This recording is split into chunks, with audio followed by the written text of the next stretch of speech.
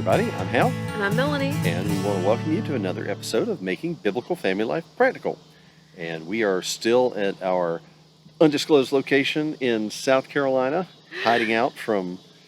We're on our annual writing retreat. We take off for this cabin by a lake, and that's where we write and plan and get ideas for the next year. Well, we're hiding out from everything, really. Yeah. Yeah, that's why we do this. So anyway, we are here and just thinking a little bit about... So y'all excuse the speedboats in the background and and the the cicadas singing their hearts out. That's right. You're getting Just imagine you're here with us, okay? Okay, that's a southern summer. Here we are. That's right. So, just thinking a little bit about the incredible changes that have been going on this past year, since March, and everything went basically over on its ear. As our English friends say, everything went egg-shaped about then. Yeah. And, one of the things which nobody, if you had told us last year, if you had told us at Christmas time or New Year's, when you think about your New Year's resolution, say, well, your resolution should be, what are you going to do to help new homeschoolers this year? Because everybody will be a homeschooler this year. No one would have ever believed it. But No. Here we are. Here we all are. And a lot of you have decided to homeschool even though your schools are reopening. It may be for health reasons.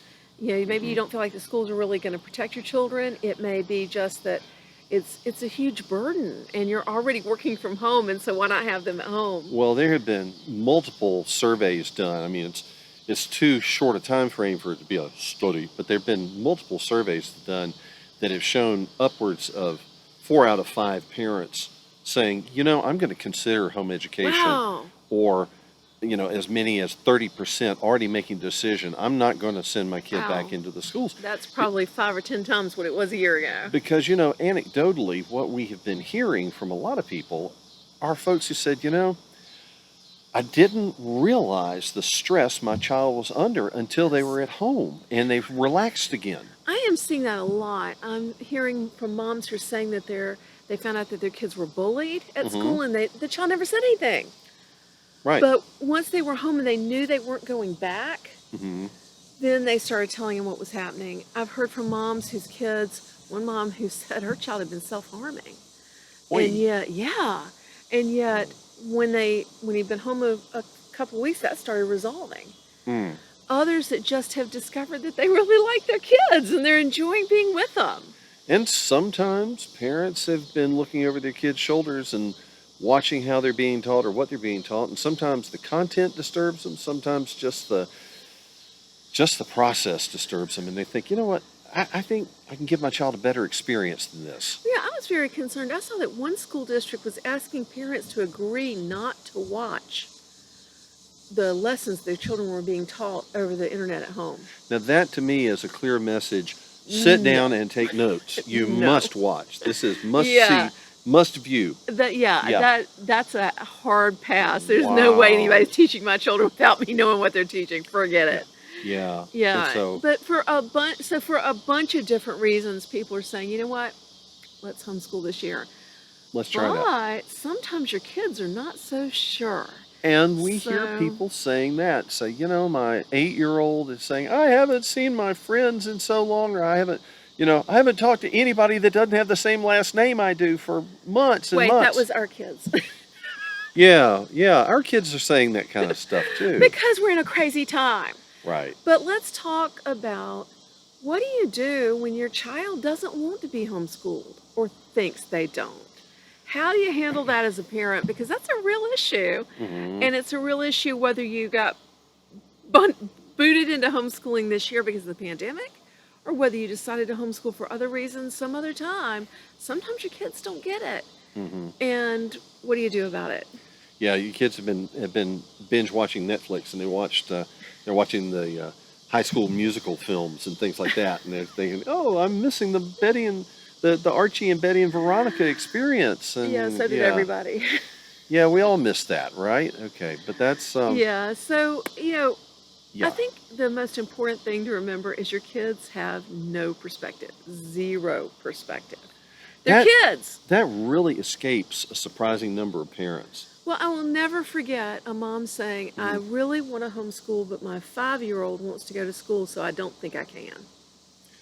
Um, I was like, what on earth? Okay, this is mhm, a child who, if given the choice, would have ice cream and candy every day for supper. But right. you wouldn't let him choose his supper. You Mm-mm. wouldn't let him choose his clothes because he'd go out in a snowstorm in shorts. Yeah. And so, why on earth would you think that he was capable of choosing his education? Well, despite what some activists would want you to believe, children do need parents and they do need parental guidance. And parents are appointed to give that guidance to children because they are, you know, childish and they need help. And it's not a degrading thing at all to be a child when you're a child. Okay, so recognizing that it's for the parent to be the parent is just fulfilling the role that God's given them. And kids need parents. They need people with perspective because they don't have any. Hmm. They're little, they don't understand. They're young, they don't have the perspective. And so we're there to give them the perspective. We're there to make the decision. Right. And it helps, I think, sometimes to ask them why they want to Hmm. go to school. Because I think you may be surprised to find out that it's more about pizza or playgrounds or riding a bus than it Yeah. is about anything that should weigh in the decision. Because if they want to ride a bus, take them and ride a city bus. If they want Hmm. pizza once a week, say, that's great, we can have pizza once a week. We can Sure. have pizza twice a week. Ooh. If it's Well, playgrounds, they may not even understand mm, that you can spend a whole lot more time on a playground when you're homeschooled. Because homeschooling does not take 8 hours a day. hmm, You know, no. that 8 hours a day is spent up with things like lining kids up and making sure everybody has their pencil out and hushing the child who's throwing a fit and, Hmm. lining up for 20 minutes for everybody to go to the bathroom.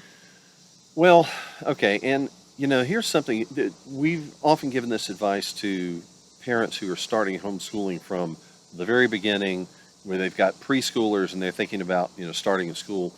Recognize that young children in particular are taking their cues from their parents. Yes. They're taking their reactions to things from how their parents seem to present it.